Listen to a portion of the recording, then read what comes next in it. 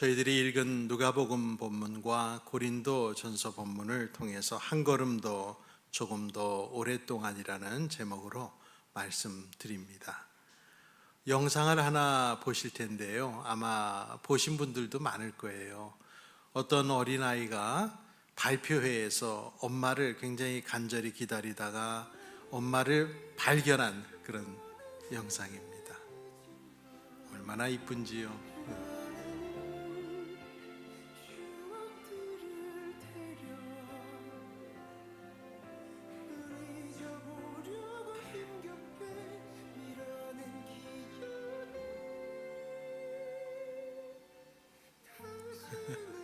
저는 저 영상이 너무 아름답고 이뻐서 여러 번 제가 이렇게 본 기억이 납니다. 네, 됐습니다.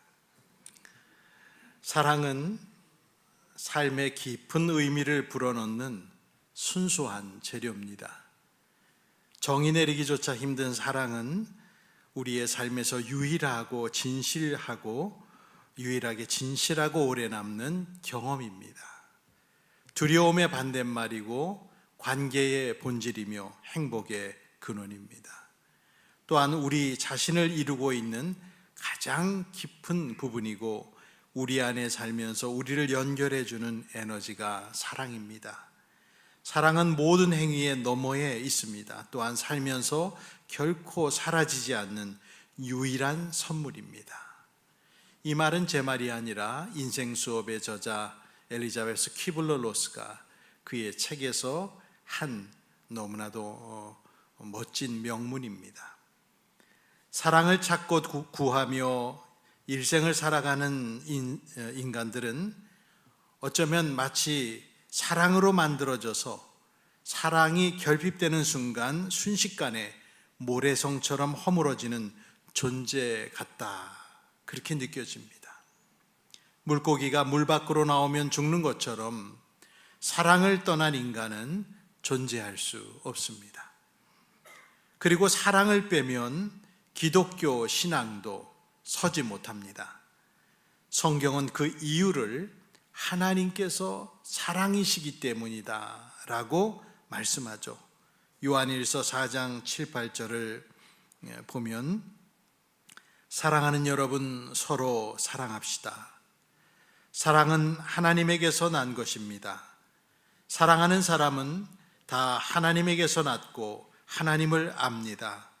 사랑하지 않는 사람은 하나님을 알지 못합니다. 하나님은 사랑이시기 때문입니다 라고 말씀하고, 더불어 예수 그리스도께서는 사랑을 새 계명이라고 하시면서 요한복음 13장에 이렇게 말씀하셨죠. 이제 나는 너희에게 새 계명을 준다. 서로 사랑하여라. 내가 너희를 사랑한 것과 같이 너희도 서로 사랑하여라. 너희가 서로 사랑하면 모든 사람이 그것으로서 너희가 내 제자인 줄을 알게 될 것이다. 사도 요한과 예수님의 말씀은 우리들의 신앙에서 사랑이 차지하는 그 중요성을 대표적으로 보여주고 있습니다. 사랑은 기독교의 사명으로 부여된 새 계명입니다. 올바른 기독교 신앙이라면 사랑을 떠나서는 그 어떤 행위도 어떤 시도도 헛되고 위선되고 아무 소용이 없게 됩니다. 사랑이 없으면 우리 눈에 엄청나 보이는 그 믿음마저도 아무짝에도 쓸모없는 것이 되어버립니다. 고린도전서 13장 2절은 말씀합니다. 산을 옮길 만한 모든 믿음을 가지고 있을지라도 사랑이 없으면 아무것도 아닙니다. 사랑이 빠진 종교적인 행위는 제 아무리 대단하게 보여도 실상은 아무것도 아닙니다. 우리들이 잘 알고 있는 고린도전서 13장 말씀에는 신자에게 사랑이 없다면 우리들의 언어도 공허할 뿐임을 말해주고 있죠. 사랑이 없으면 그 모든 우리들의 화려한 이야기들과 언변도 울리는 징이나 요란한 꽹과리가 될 뿐이라고 13장 1절 고린도서 전서에 말했습니다. 그럴듯한 종교적인 말들을 마치 천사가 말하는 것처럼 말할 수 있을지라도 그 안에 사랑이 담겨 있지 않으면 귀를 막아야 되는 소음이 될 수 있는 것이죠. 감동과 유익은커녕 우리에게 불쾌감을 주는 말이 됩니다. 우리는 이런 경험을 흔히 합니다. 우리는 사랑 없이 하는 그러한 유려한 말들과 청산유수 같은 말들을 너무너무 싫어하고 그것으로부터 도망가려고 합니다. 사랑이 없으면 이 말만 소음이 되는 것이 아니라 능력과 지식도 무의미한 게 된다고 말하죠.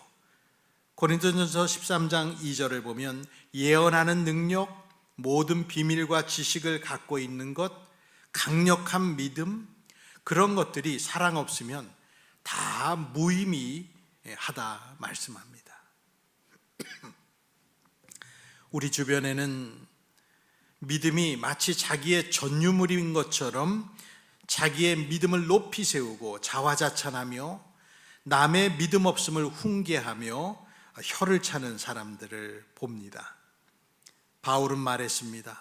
사랑이 없으면 무의미한 것이라고, 아무것도 아닌 것이라고 말씀했습니다. 여러분, 희생과 헌신도 마찬가지로 사랑이 없으면 의미 없다 했습니다. 고린도전서 13장 3절에 말씀한 자기 재산을 몽땅 누구에게 나눠주는 기부행위도, 심지어는 자기 몸을 불살라 제물로 드리는 헌신적인 행위조차도 사랑이 없으면 자기에게 아무 유익이 없다, 그렇게 놀랍게 말씀합니다. 최근에 저는 우연히 예전에 그 TV에서 방영되었던 고발 프로그램을 어떻게 다시 한번 보게 되었는데요. 이단 사이비 단체인, 이름도 특이하죠, 돌나라 한농복구회에 대한 영상을 예전에 한 걸 다시 보게 됐는데, 보면서 얼마나 제 속이 속상했는지, 이런 엉터리 사기꾼, 성범죄꾼에게 속아서 자기들의 인생을 모두 바친 사람들이 너무나 불쌍하게 느껴졌습니다. 여기에 나오는 이 교주 박명호 씨는 과거에 제가 신학을 공부했던 1985년 무렵에 그때 생겨난 사람인데, 그때 활동을 했는데 그 당시부터 제가 이름을 익히 알고 있었습니다. 그 84년, 85년 당시에는 엘리야 복음선교회라고 하는 이름으로 활동을 했었는데, 당시에도 무슨 대단한 청렴하고 영적인 사람인 것 마냥 사람들에게 회자되곤 해서 공부하고 있었던 제 귀에까지도 그 사람의 이름이 들릴 정도였습니다. 그러나 결국 이 사람은 자기를 따르는 사람들을 세뇌시키고 가스라이팅을 해서 거의 북한의 김일성 부자의 신성화 과정처럼 자신을 하나님으로 믿게 했습니다. 자기 자신을 하나님이자 메시아로 말하며 창기 십자가라고 하는 기상천외한 신성모독의 교리를 만들고 자신을 모든 신도들의 낭군님이라고 부르게 하고 신도들을 합법적으로 성착취하며 대가도 없이 노동착취를 했습니다. 현재 이들은 우리나라의 법망을 피해서 다수가 저 브라질로 집단 이주하여 공동체를 만들고 신도들에게 돈도 주지 아니하고 노동력을 착취해서 자기들 왕국을 이루고, 저렇게 공항에서 그리로 떠나기 위하여 사람들이 속속 전부 브라질의 저 인적도 드문 자동차로도 한참 걸리는 저곳에 가서 대가도 없이 그 자기들의 왕국을 건설한다고, 최후의 환란의 날에 자기들만 살아남는다고 저렇게 모여서 살고 있습니다. 이 불쌍한 사람들을 구할 방법이 없는 것일까요? 법으로 처벌할 길이 정말 없는 것일까요? 과거의 이 취재 고발 영상을 다시 보면서도 이 세뇌된 집단의 그 무서움, 무엇보다 자기 자신들을 비판하는 언론이나 기자에 대해서 정말 온갖 악담과 저주를 퍼붓는 모습을 영상에서 보면서 사랑이 없는 종교의 그 끔찍함, 그리고 그 섬찟함, 그리고 그 뒤에 있는 배후 조종하는 악의 세력을 정말 뚜렷이 느낄 수 있었습니다. 사랑이 없는 종교, 사랑의 뜻이 왜곡되고 변질된 종교는 이 세상을 괴롭히는 악마의 하수인일 뿐입니다. 사탄은 본래 하늘의 천사였죠. 천사였던 존재가 어떻게 사탄이 되었을까요? 하나님을 사랑하지 아니하고 오히려 하나님을 시기하고 자기를 사랑하고 하나님을 사랑하는 사람들을 막아서자 천사가 아니라 악령이 되었습니다. 어떤 사람들이 악의 화신이 되는 길은 사랑에 문제가 생겼을 때입니다. 사랑에 문제가 생기는 것, 다시 말해 기독교 신앙의 타락은 사랑의 타락에서 옵니다. 자기 외에 다른 존재를 배척하고 자기 마음에 드는 것들만을 취사 선택하여 아껴주겠다, 존중하겠다라고 말하는 순간 기독교인의 신앙은 부패하며 타락합니다. 신앙을 내세우면서도 실제적으로는 배척하고 미워하는 미움에 빠지면 그러한 신앙과 종교는 세상에 해악을 끼칩니다. 아무것도 아닌 존재를 넘어 해로운 존재가 된다는 말입니다. 사랑의 사도라고 불린 요한은 사랑하지 않는 사람은 보이지 않는 하나님을 사랑할 수 없다라고 단언했습니다. 요한일서 4장 20절 말씀 우리 한번 같이 읽어볼까요? 요한일서 4장 20절 말씀입니다. 함께, 누가 하나님을 사랑한다고 하면서 자기 형제자매를 미워하면 그는 거짓말쟁이입니다. 보이는 자기 형제자매를 사랑하지 않는 사람이 보이지 않는 하나님을 사랑할 수 없습니다. 보이지 않는 하나님에 대한 사랑은 보이는 사람에 대한 사랑을 통과하지 않으면 도달할 수 없는 영역입니다. 신앙을 내세우며 형제 자매를 미워하는 모습은 그냥 거짓말쟁이일 뿐이고 그리고 위선자일 뿐입니다. 우리들이 짓는 죄의 대부분은 잘못된 사랑의 방법을 취하고 사랑을 자기 중심적으로 오해하면서 생깁니다. 조금 더 과격하게 말씀드린다면 그동안 내가 사랑했다고 생각한 것은 사랑이 아닐 수 있습니다. 하나님께서 우리 신자들에게 요청하신 사랑의 수준은 우리가 생각하는 것보다 수준이 높습니다. 기준 자체가 아주 수월하게 달성할 정도가 아니라는 것이죠. 오늘 저는 누가복음 6장의 본문을 단락이 시작되는 27절부터 읽지 않았습니다. 32절부터 본문으로 삼아 읽었습니다. 27절부터 30절 같은 말씀, 어떤 말씀이 있죠? 원수를 사랑하라. 너희를 미워하는 사람, 저주하는 사람, 모욕하는 사람을 사랑하고 축복하고 그들을 위해 기도하라는 말씀이 들어있죠. 그냥 읽는 것만으로도 내가 할 수 있는 수준이 아니구나, 이렇게 생각하며 지레 포기하고 예수님의 말씀을 더욱 비현실적인 이상으로만 여길까봐 제가 오늘 32절부터 이성적으로 생각해도 조금은 더 타당하고 좀 더 인간적인 말씀들을 중심으로 읽었습니다. 원수를 사랑하고 축복하라는 말에 숨이 턱 막히고 기가 질리는 사람들도 나를 사랑하는 사람들만 사랑하는 것, 자기에게 좋게 대하는 사람들에게만 좋게 대하는 것은 죄인들이 하는 일이고 장한 일도 아니야 라고 하는 말씀은 그래도 납득할 만하고 수긍할 만합니다. 누가복음 6장 34절에 말씀합니다. 도로 받을 생각으로 남에게 구워주면 그것이 너희에게 무슨 장한 일이 되겠느냐. 죄인들도 고스란히 되받을 요량으로 죄인들에게 구워준다. 이 말씀을 보면 부끄러움이 몰려오죠. 인간들은 무조건적인 사랑을 원하면서도 무조건적인 사랑을 참되게 경험해 본 일이 없습니다. 슬프게도 우리가 경험하는 사랑은 대단히 매우 조건적입니다. 일주일 전인 6월 21일 부산의 여고생 3명이 동반 자살을 했습니다. 6월 22일 새벽 1시 39분 부산의 한 아파트 화단에서 3명의 고등학생이 차가운 새벽 공기 속에 조용히 쓰러져 있었습니다. 이 여학생 3명은 모두 같은 학교, 같은 반, 그리고 같은 꿈을 꾸던 친구들이었습니다.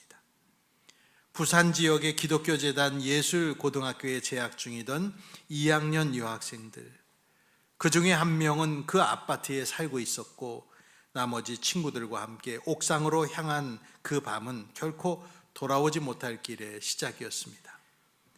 고3이 되는 게 무서웠어 현장에서 발견된 유서 1장, 2장, 그리고 휴대폰 메모장 속에 있었던 마지막 기록. 그 안에는 진로에 대한 막막함과 학업에 대한 두려움과 그리고 부모님께 고맙다는 짧은 인사와 슬퍼하지 말아달라는 어쩌면 이 아이들이 남길 수 있는 가장 조심스럽고 안타까운 작별의 인사가 담겨져 있었습니다. 죽음을 작정한 이 3명의 여고생들은 깊은 두려움과 상처에 어쩌면 살아갈 힘을 잃어버렸었던 것 같습니다. 이 3명의 학생들은 어쩌면 이 세상은 조건적인 세상이란 것을 몸으로 깨달았을 겁니다. 부모에게서인지 친구에게서인지 선생님에게서인지 알 수는 없지만 이들은 자기가 한 만큼만 사랑받고 의미가 생기고 성공하는 것이라고 하는 그 뼈저린 조건적인 사랑에 나는 할 수가 없구나라는 절망감을 느끼지 않았을까? 저는 홀로 생각해 봤습니다. 이야기 하나를 더 드리지요. 남경필 전 경기도지사 과거에 아들의 마약 복용으로 정치권을 떠났었는데 이 남경필 전 지사의 회고하는 기사를 며칠 전에 봤는데요. 지금은 마약 예방 치유단체인 은구라고 하는 NGO 단체를 만들어 자기 아들과 같은 일들이 벌어지지 않게 하려고 노력하고 있었습니다. 남경필 씨는 얼마 전에 치료 감호를 받고 있는 장남을 국립법무병원에서 만나고 왔다고 합니다. 이 남경필 대표는 아들을 보니까 눈물이 났답니다. 왜 그렇지 않겠습니까? 그는 말하길 하나님께 우리 아들 좀 변하게 해주세요라고 빌었는데 정작 바뀐 것은 자기 자신이라 말하며 아들을 야단만 치다가 이제는 조건 없이 믿고 사랑하고 응원해 준다. 그걸 아들이 느끼고 있는 것 같다라는 말을 했습니다. 한때는 대통령까지도 꿈을 꾸는 유력 정치가였는데 그 아들이 마약에 빠지고 아버지는 그 아들을 어떻게든 숨기고 싶고 또 그래서 다그쳤을 그 과정이 눈에 선합니다. 아들을 야단만 치다가 이제는 조건 없이 믿고 사랑하고 응원해 준다는 말에서 참다운 사랑의 방법의 그 방향을 깨우친 아버지의 마음을 느낄 수가 있었습니다. 예수님은 산상수훈 말씀을 통해서 조건적인 사랑에 머물고 있는 사람들을 강하게 비판하셨습니다. 오늘 본문 32절로 다시 읽으면 너희가 너희를 사랑하는 사람들만 사랑하면 그것이 너희에게 무슨 장한 일이 되겠느냐. 죄인들도 자기네를 사랑하는 사람들을 사랑한다. 너희를 좋게 대하여 주는 사람에게만 너희가 좋게 대하면 그것이 너희에게 무슨 장한 일이 되겠느냐. 죄인들도 그만한 일은 한다. 도로 받을 생각으로 남에게 구워주면 그것이 너희에게 무슨 장한 일이 되겠느냐. 죄인들도 고스란히 되받을 요량으로 죄인들에게 구워준다. 주님은 말끝마다 죄인들도 그렇게 한다고 표현하심으로써 이 땅에서 경험하는 지극히 조건적인 거래는 죄인들조차도 일상으로 하는 것이라는 걸 강조해 주셨습니다. 우리가 이 땅에서 경험하는 사랑은 대부분이 매우 조건적인 사랑들입니다. 여러분이 사랑받는 이유는 무엇입니까? 다른 사람에게 잘 대해주기 때문에, 돈을 많이 벌어오기 때문에, 재미있기 때문에, 살림을 잘하기 때문에, 야박하게 더 표현하면 쓸모 있어서 사랑받는 때가 대부분입니다. 그것에 어긋나거나 기대한 바를 주지 못하면 혹독한 질책도 받고 미움과 원망을 받기도 합니다. 가족임에도 불구하고 가족에게 쓸모없다 버려지는 사람들이 오늘 현실에 많습니다. 이게 현실입니다. 가족들에게조차도 쓸모없으면 버려집니다. 우리는 가장 사랑하는 사람들에게 가장 엄격한 조건을 내세웁니다. 우리는 거의 조건화되었다고 할 만큼 조건적인 사랑에 익숙합니다. 우리가 그나마 무조건적인 사랑을 발견할 수 있을 때는 아이들이 아주 어린 시절에 부모에게 주는 사랑을 줄 때입니다. 아이들은 부모님의 지위나 돈이 많고 적음에 개의치 아니하고 그저 부모님으로서 그때는 사랑할 뿐입니다. 그러나 점점 시간이 지나며 부모는 자식에게 사랑의 조건을 다는 법을 가르칩니다. 아이들이 고분고분하게 말을 잘 듣고 공부를 잘하여 성적을 잘 받고 활달하게 부모님의 의견을 따르는 것에 대해서 보상을 해줌으로써 결국 사랑의 조건을 다는 법을 부모는 자식에게 가르쳐 주기 시작합니다. 사랑에 대한 조건은 관계를 무겁게 짓누릅니다. 자신이 주는 사랑이 자신에게 되돌아오지 않을지도 모른다는 두려움도 같습니다. 손해보는 기분이 들 때의 두려움은 더 가중됩니다.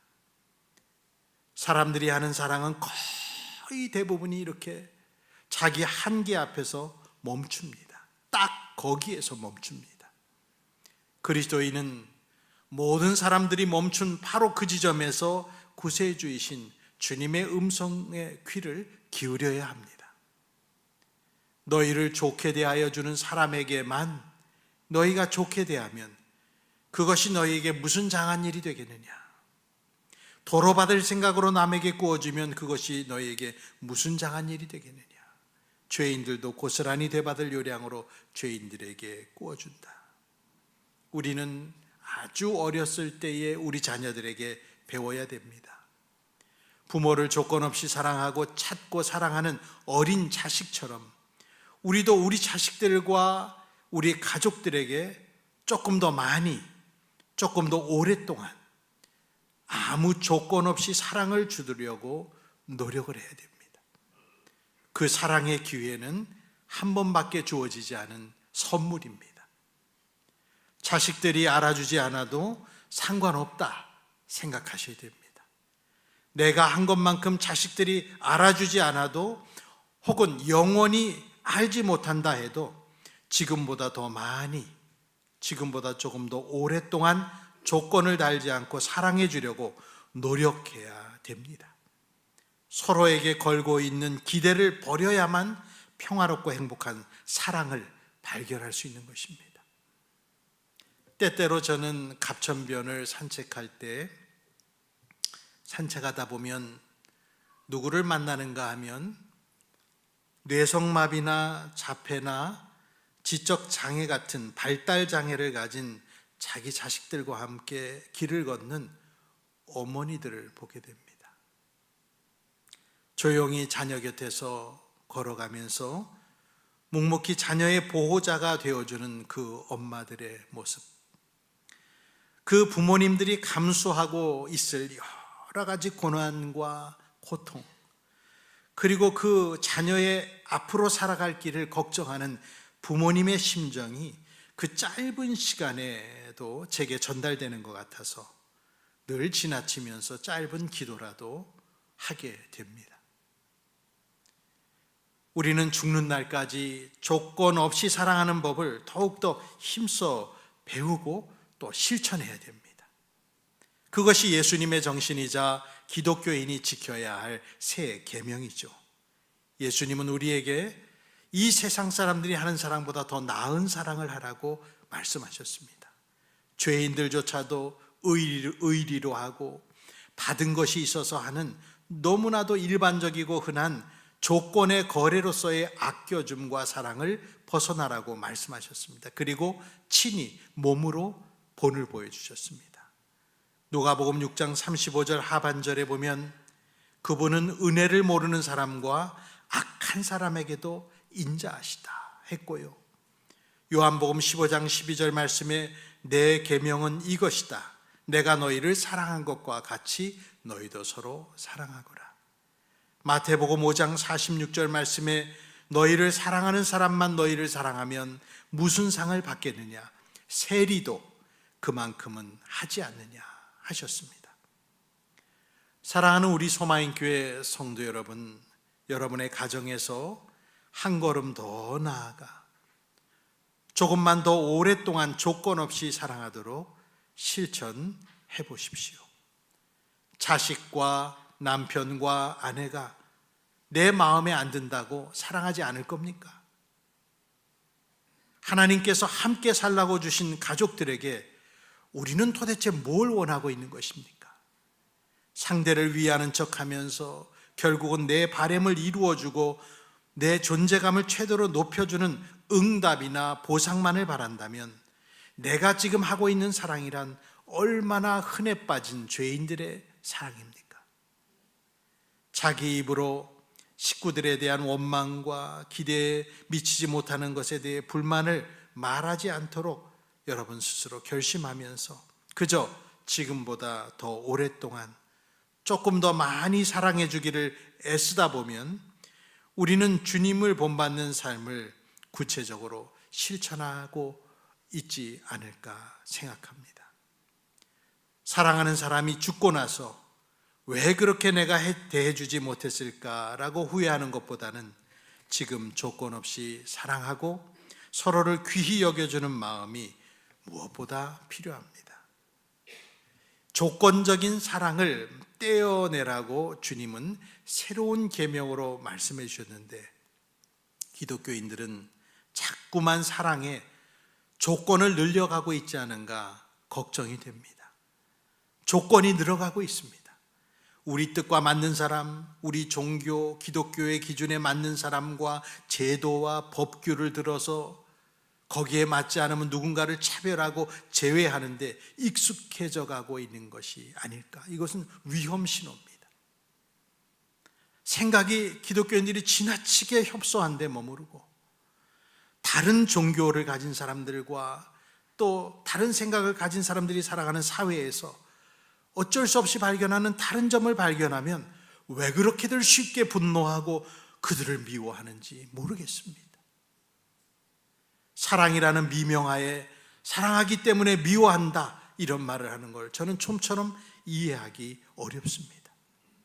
우리의 뜻과 정신과 어긋나는 사람들을 미워하는 사람들이 점점 한국 교회 안에 늘어가고 있어서 기독교 그러면 일반인들은 증오의 종교, 혐오의 종교, 세상을 미워하는 사람들 그렇게 낙인이 찍혀가고 있습니다.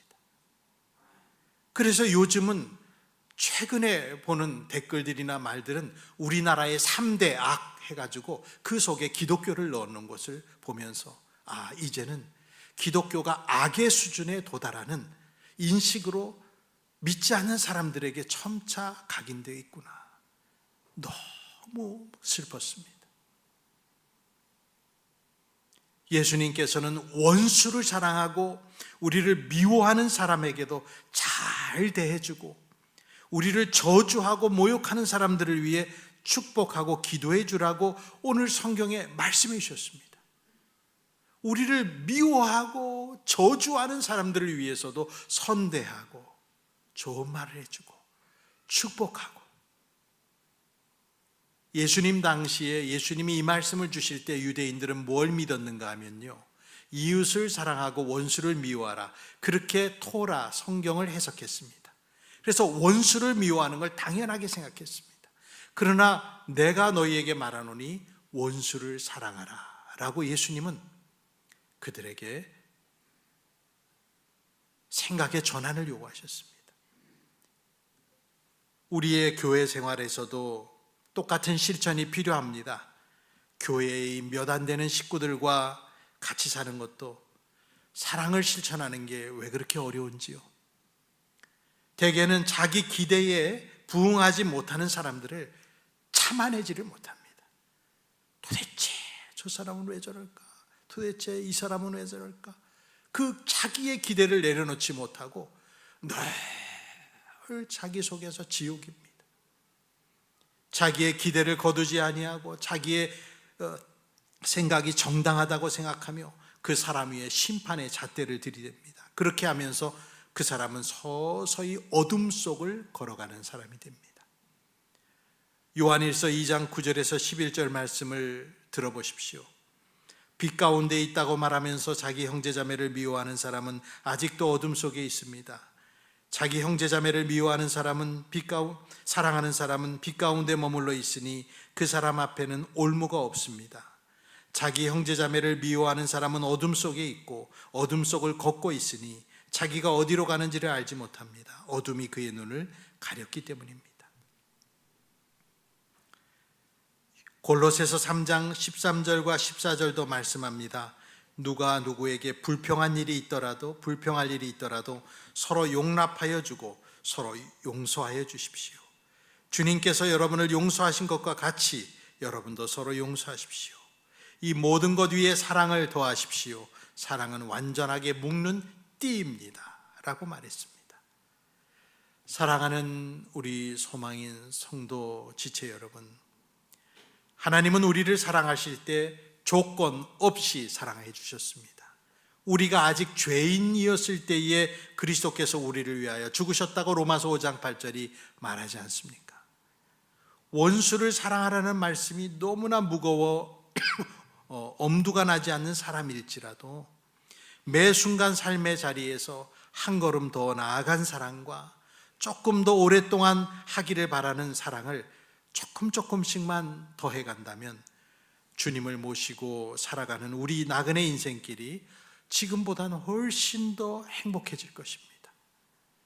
다윗은 눈을 감는 죽음의 순간을 코앞에 두고 유언을 남기면서 특별한 말을 하나 했습니다. 자기가 가장 인생에서 어려웠을 때 조건 없이 위험을 감수하고 도와주었었던 노인 바르실레라는 사람이 죽기 전에 떠올랐고, 다윗은 아들 솔로몬에게 유언하면서 그 바르실레, 그 노인의 후손을 네가 챙겨주라, 그렇게 유언을 남겼습니다. 한평생 인생을 정리하고 죽음을 코앞에 둔 사람에게 그 일이 떠올랐다는 것이 굉장히 의미심장합니다. 우리는 무조건적인 사랑과 은혜에 목마른 사람들입니다. 그것을 경험하면 눈을 감는 순간까지 잊지를 못합니다. 그러한 사랑을 예수께 선물로 받은 사람으로서 우리 모두 함께 결단합시다. 한 걸음 더 나아간 사랑을 조금 더 오랫동안 실천하게 하소서. 기도하겠습니다. 사랑이신 창조주 하나님, 저희를 한량없는 사랑으로 받아주시고 품어주신 주님께 무한한 감사를 올립니다. 주님께서 가르쳐주신 사랑의 계명을 참된 마음과 결단으로 실천하며 살도록 저희의 마음을 새롭게 해 주시옵소서. 저희는 조건적인 사랑에만 익숙해서 주님이 말씀하신 원수 사랑에 엄두를 내지 못하고 있습니다. 주여, 저희의 믿음 없음을 용서하옵소서. 지금부터라도 한 걸음 더 나아가 사랑하고 조금 더 오랫동안 사랑하기를 노력하고 실천하기를 바라오니 저희의 연약한 마음과 대가를 기대하는 뿌리 깊은 마음을 변화시켜 주시옵소서. 가정에서 속상한 일이 있는 사람들, 마음대로 되지 않는 일들과 사람에게 서운한 것이 쌓여 쉽게 복구되지 않는 성도들을 가엾게 여기사 뒤에 있는 것은 잊어버리고 앞으로 나아가 사랑의 계명을 성취하게 하여 주시옵소서. 사랑이신 예수님의 이름으로 기도드립니다. 아멘. 다 함께 일어나 우리 복음송 하나님께로 더 가까이 찬양 드립니다.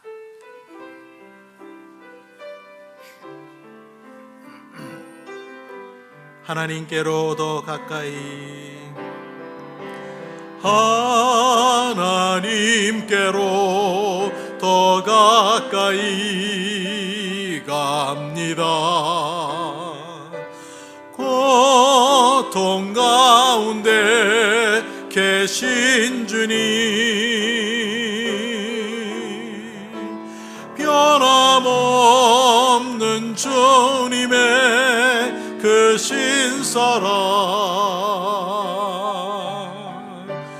영원히 주님만을 섬기리. 다시 한번 찬양합니다. 하나님께로 더 가까이, 하나님께로 더 가까이 갑니다. 고통 가운데 계신 주님, 변함없는 주님의 그 신사랑 영원히 주님만을 섬기리. 기도합니다. 이제는 우리 구주 예수 그리스도의 은혜와 하나님 아버지의 극진하신 사랑과 성령님의 감동, 감화, 위로, 교통하심이 조건 없이 한 걸음 더 나아가 사랑하고 조금 더 오랫동안 사랑하기를 오늘도 마음의 작은 결심들을 하며 가정으로 돌아가는 모든 성도들 위에와 또 연약한 성도들 위에, 그리고 사랑하지 못함으로 인하여 가슴 아파하고 고민하며 주님 앞에 새 마음을 기도하는 여러 아들과 딸들 위에, 그리고 이 땅 위에 평화가 없어 고통받는 전쟁 중인 나라들 위에 영원토록 함께 있을지어다. 아멘.